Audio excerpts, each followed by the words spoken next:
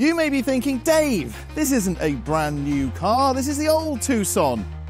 Everything looks very similar. I mean, sure, there's a few changes at the front and then a few inside too, and then you actually get to look around and you'll be gobsmacked to find out that actually everything is new pretty much. Screens, seats, specification, it's all new here. So I guess it's time to take this baby for a drive and have a look at the all-new Hyundai Tucson.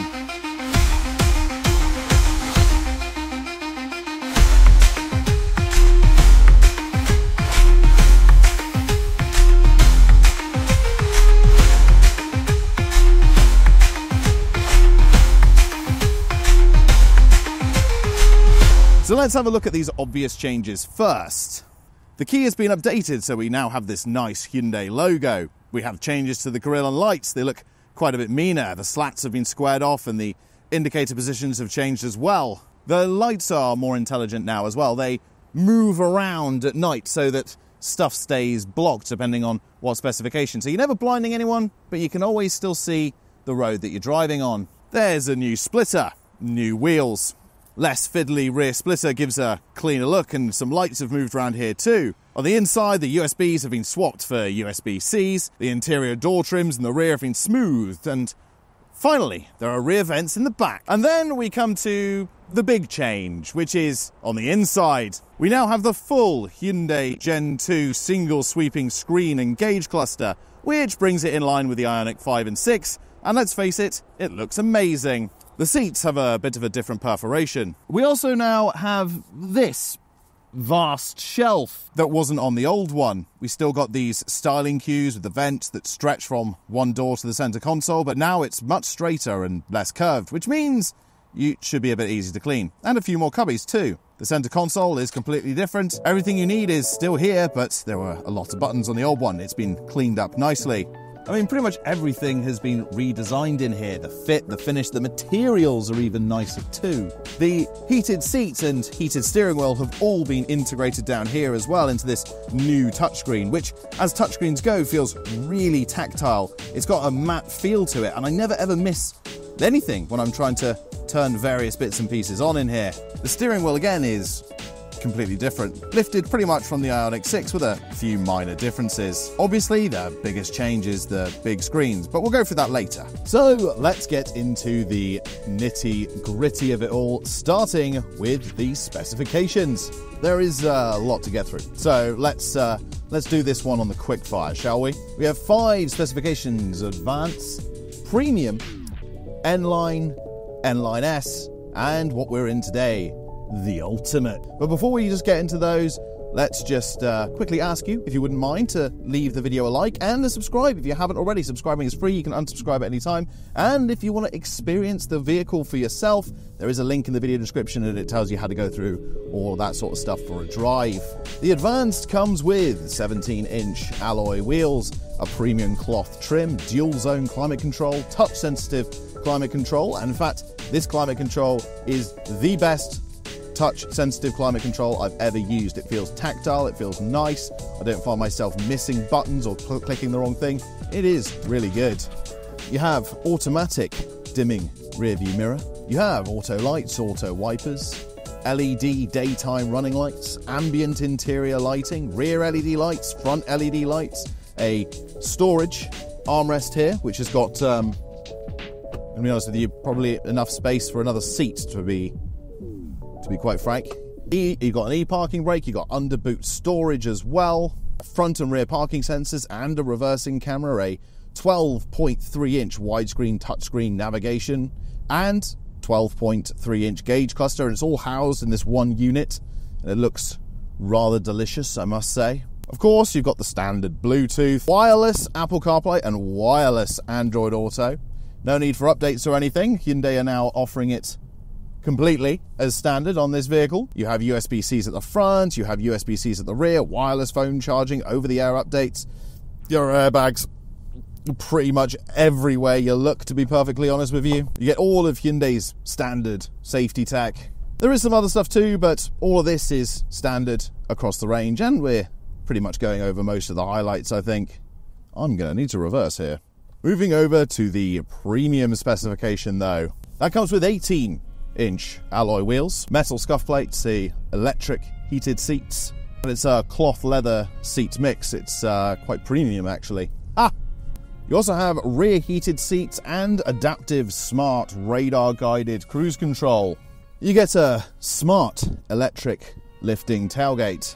You get a Krell premium 8-speaker sound system plus a subwoofer, just in case you wanted to make sure that the street away from you knew that you bought a new Tucson.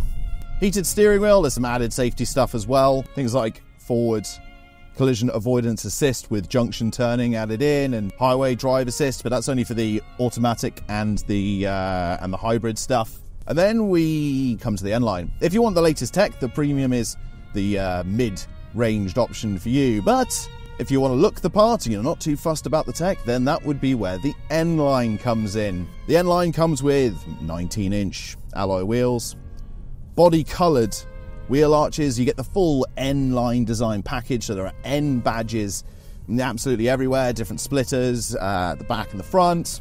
Same goes for the interior. You get some nicer seats. Oh yes, those seats are still heated though, which is good. You get smart radar guided cruise control. The electric tailgate also makes a return as well, and you get the same safety added features as you do on the premium. But if you want no compromise on looks and tech, then the N-Line S is where everything is at. The 19s return, as does the N-Line styling carrying over from the standard N-Line. The scuff plates do as well, but the N-Line S supports electric adjustable seating. Heated seats and the rear heated seats are also applicable here, but the front seats are also ventilated, which on a sunny day is going to feel rather nice and cushy on your backside. You have tri-zone climate control, so the kids in the back can be as cool as you look in the front.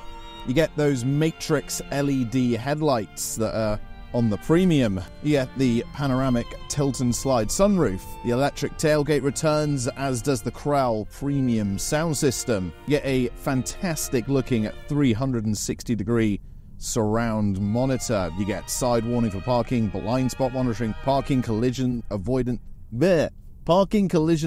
assist, but that's on the auto and the hybrids only. But then you can have what we're in today, the Ultimate. That gives you the electric seats, but their memory functionality now as well. The seats are heated and ventilated. You get to pick the color of leather for your seats. You get black moss grey, cypress green. You get the tri-zone climate control, the matrix LED headlights, the tilt and slide sunroof, the adaptive smart cruise control. It's all here. Smart tailgate, the Krell sound system, the 360 view monitor, the side warning, all of that stuff is back, as well as all the collision avoidance stuff too. And that's a lot to remember, but there is still more, because Hyundai offer a range of warranties and guarantees too.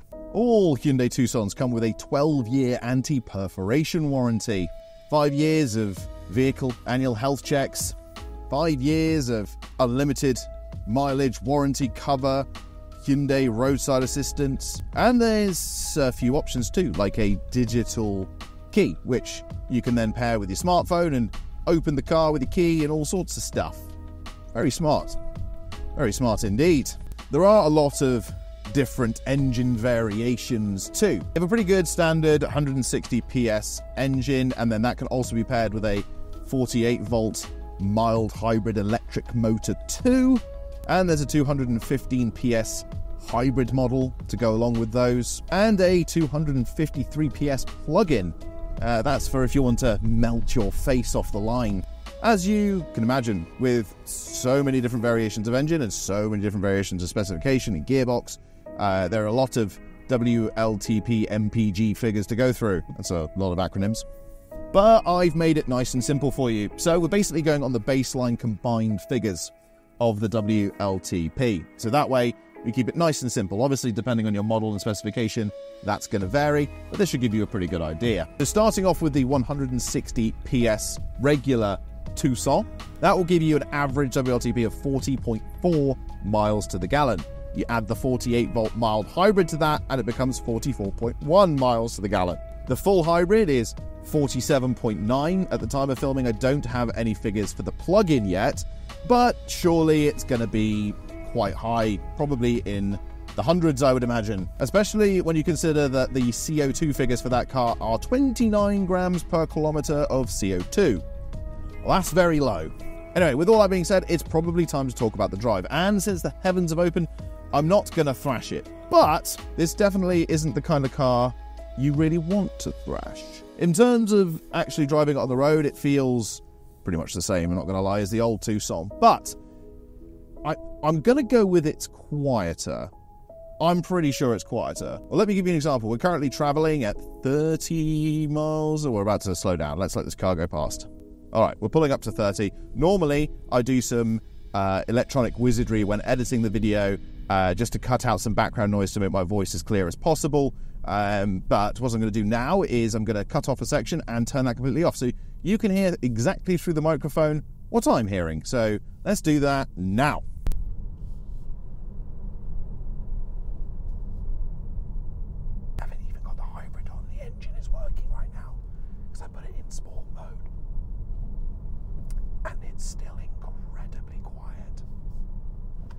When it comes to turning in, the car stays flat enough, even if we push it on this wet road.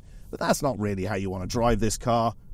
It can handle bends and emergency maneuvers fine, but what you want to do is sit back, put the lumbar support in the correct position, and enjoy the drive, savour it, because it is extraordinarily comfortable. Regular viewers will know I have a bit of a bad neck and a bit of a bad lower back. And certain cars have set it off in the past. Looking at you, the ones that are about that far from the floor. This thing, I think I could probably drive to Manchester and back and still pop round my mum's for supper. I know a lot of other Hyundais have stuff like this, but obviously you've got things like the head-up display on specific models as well. That's nice and big and clear and shows you exactly what's going on in front of you without having to look down. If you do look down and you signal with certain specifications, you get the blind spot monitoring that shows up in the gauge cluster as well. And don't forget, if you enjoyed the video, to like it too. Helps us out massively and it allows us to drive more cars in the future. And subscribe if you haven't already. Don't forget, if you want to drive yourself, there's that link in the video description. And we will see you next time. Bye-bye.